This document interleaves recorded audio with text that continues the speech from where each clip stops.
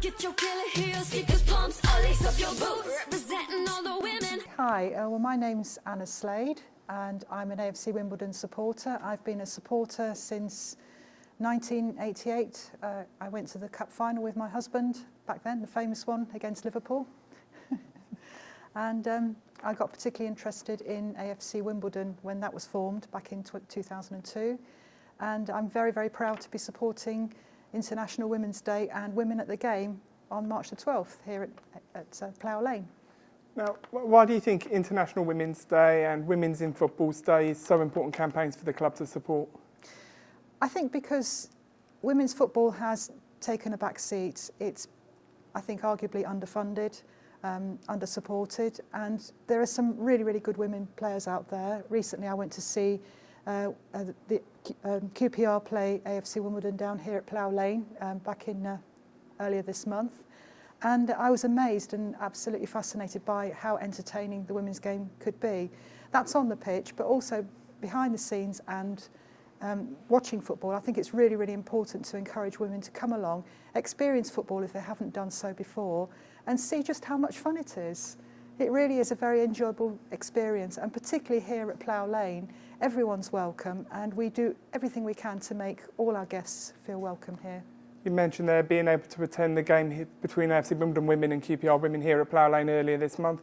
How important is it, do you think, to start having more and more women's teams playing at their men's main stadium?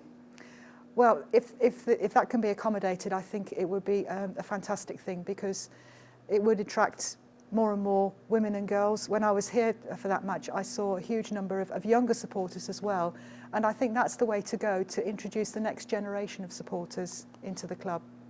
Now, how has the impact of women in football changed over the years that you've been watching football?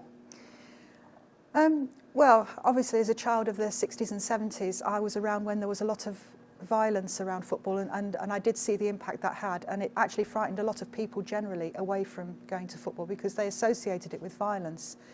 And if there's one message I'd like to get out there, it's to assure people that that's not the case anymore. Football clubs, and especially Wimbledon, we're so inclusive. We make every effort to make people feel safe and welcome here when they come to the club, and I really want people, and particularly women, to understand that and not feel afraid to give it a go. Now, in your experience, what are clubs like Wimbledon doing to make it more, making football more accessible for women and for people from different backgrounds?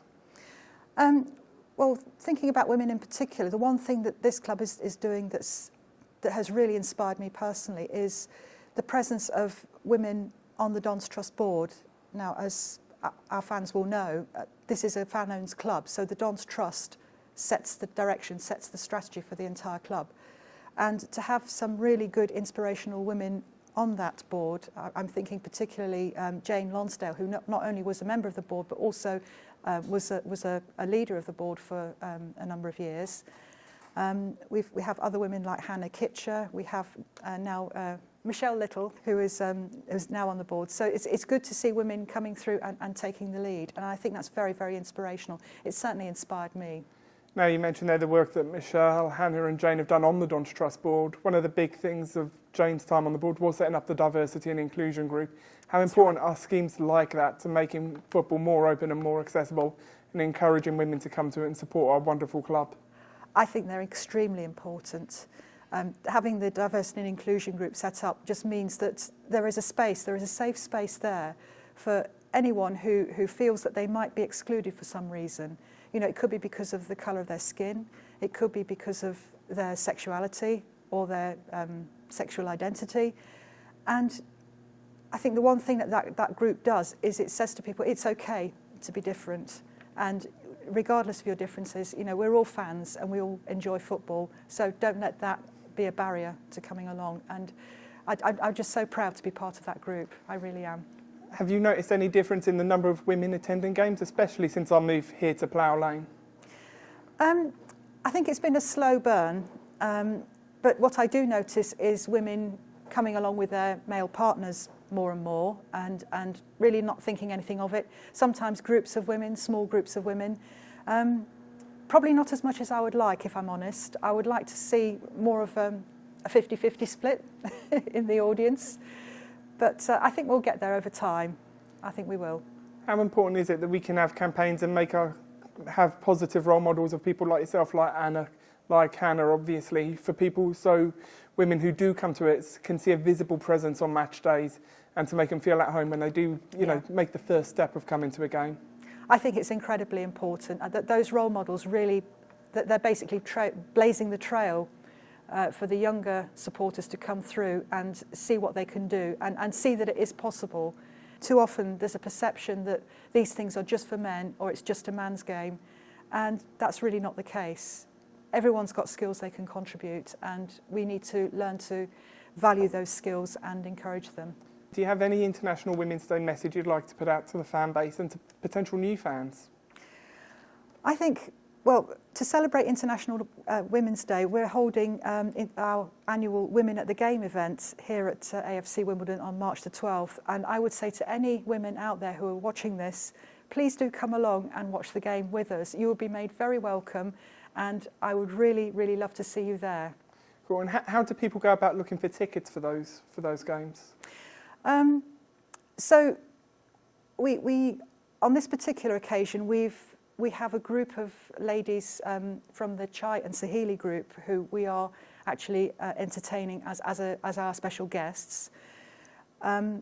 Otherwise, there are seats available through the website. So if you look online, you will see there's a drop-down box where you can buy tickets.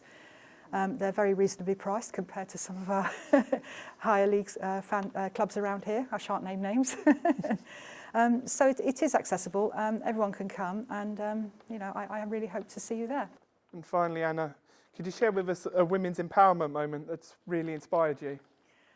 I think here at AFC Wimbledon in particular, it's having some real trailblazing women on the board, coming through and leading. So I'm thinking in particular about Jane Lonsdale, who not only joined what was a male majority board, but has also come through to be in a leadership role on the board and also leading the diversity and inclusion group, which I feel is very, very important, because that group really creates a safe space for anyone who feels that they might be different in any way, whether it's due to their sexuality or sexual identity or just the colour of their skin or whatever it is.